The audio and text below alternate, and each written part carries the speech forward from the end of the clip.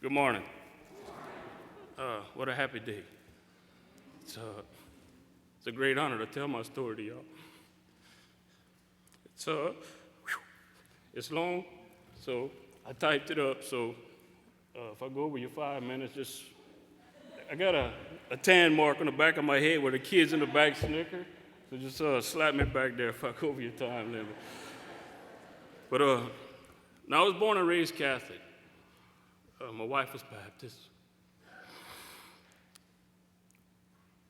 When we got married, neither one of us really practiced our religion.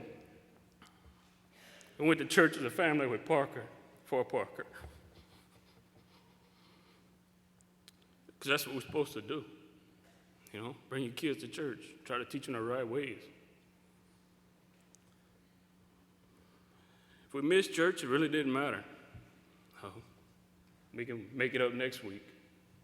Watch it on TV, get our 30 minutes, get on about our business. 2010, I started sending my son to St. Ed's, a Catholic school right here in town. Little did I know that would change my life forever. He go to school, he come home, he want to pray. We kneel down and he say, "Daddy, why we say these prayers?" Son, I don't know. Can't answer that. Been going to church my whole life. Couldn't tell him why we said those prayers. Tammy would ask, "So why are we going to church?" That's what we're supposed to do. Didn't know what the prayers meant. Didn't know really what they were saying. We were just brought up Catholic, and that's what you're supposed to do, say your prayers. Started realizing that I knew nothing about the Bible. Nothing at all. I knew who Adam and Eve was. Didn't know why she bit the apple. I knew Noah built this ark. Didn't know why. Knew he had a bunch of animals in there. Why? So I was on my way to work one day, early one morning. I stopped at Walmart. Walked in, one intention, to buy me a Bible. I bought that Bible, took it to work. As I opened it up, I was going to start at the first page and read it all the way through. The names intimidated me. Couldn't say them. Didn't know who these people were. Long names. I got discouraged. Really discouraged me. During late 2011, a crisis hit my family. Deep. It's a father fighting for his son. Story long, it's ugly, it's hurtful, very hurtful. Being a father trying to do the right thing, God is where we turn. But we wasn't getting answers. We wasn't getting answers we thought we should be getting at that time. Christmas 2011, I went to my mother-in-law's house, just north of Dallas. They're a Baptist family. I walked into this church. God, was it amazing? Intimidated, to say the least. Parker looks at us and we sit down. He says, "Where's the kneeling down thing at?" I said, "No, they don't have it here, Tiger." No. We listen to the sermon. We come out of that church. Something hit me. Something touched me deep. So we talked about it, and Parker really liked it, and I got something out of it. But it really wasn't enough, because it didn't drive me back or keep me there. I'd go to work, come home. If we went to church, we went to church. We had more important things to do in our lives. And we put those important things first. Times were tough. They were rough. We kept praying as a family or on our own, but we still wasn't getting our answers. Had 3 days of court in March 2011. Torn, beaten, battered. Father fighting for his son. Went to church a few more times, Catholic church. And tell me, like, do we get anything out of church? Because we always hold this conversation when we leave church as a family. What did we get out of it? It was just an understanding, just an emptiness. We wasn't getting fed. We come to realization, why do we go to church? Why are we going? Are we wasting our time? Is it because that's what people want to hear? You went to church? Or are we there for the right reasons? So we wasn't getting fed. We went back to, if we went to church Sunday, we went to church. No big deal. We'll make it up next week. We'll say a little prayer here and there. We'll be all right. But we wasn't. After court, we received our papers. Paper stated, Father making a mountain out of a molehill. So really, okay. So we needed to turn, and we prayed hard, and we prayed deep. On Sunday morning, we woke up. I said, let's go. This is where we're going. I said, we're going to explore our faith. I said, okay, where are we going? There's a little Baptist church, a mile down the road from the house. Let's go there. So as we get in the truck and we're driving, Tammy says, let's go to the big church in Eunice. Nobody will know us there. It's a big church. We'll walk in and, who's going to see us? Well, literally, we know.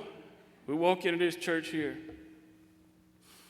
and have never shook so many hands, never got so many hugs and so many welcomes as I did walking into these church doors. We are honored to be here, first and foremost, and happy to call you all our family.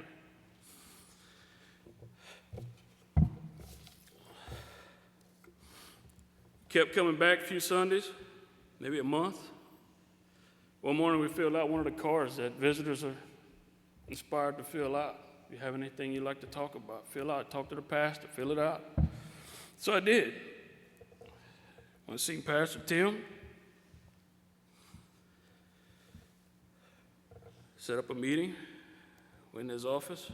September 28, 2012. Surrender myself to Jesus.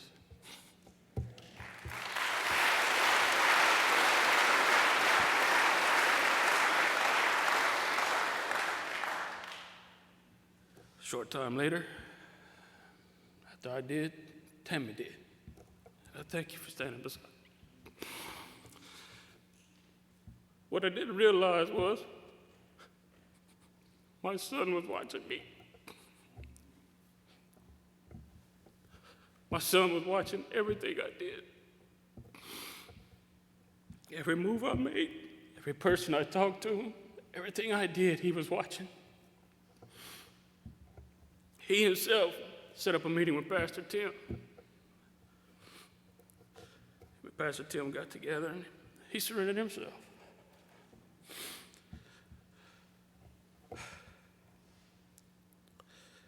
December 30th, 2012, I had the greatest honor of my life, baptizing my son here in this church. It's an experience I'll never get to do again because it was truly an honor. And I hope every father in here has that same honor one day. Most of you were here for that day, and I thank you. We found a church family here, a family that cares, a family that knows you by name, and again, that shakes your hand when you walk in that door and happy to give you a hug and stick your hands out. That's all because Jesus brought us here. My family grows every day. We continue to be amazed by the little signs that he shows us. May not be much one day and you don't understand it, but tomorrow I guarantee you, you'll realize what that little sign was for. Keep praying and we walk in the right road. He sends the sermons to Pastor Tim, and as many times we come here, I count on one hand where Pastor Tim wasn't talking to me. Because there was something that week that happened, and he's like, hey, man, you. But it's a self-reflection. It makes you stop and think. I'm not perfect. I'm not a perfect Christian. I'll be the first to say I'm a sinner. But I pray every day that the good Lord will make me the right person he wants me to be for me and my family. I have worries, I have weaknesses, and I have faults. I'm just a father trying to be a good father and trying to keep my son on the right path, make sure he makes the right decisions in life. I'm learning the things along the way about myself, my family. We're still waiting on answers from court.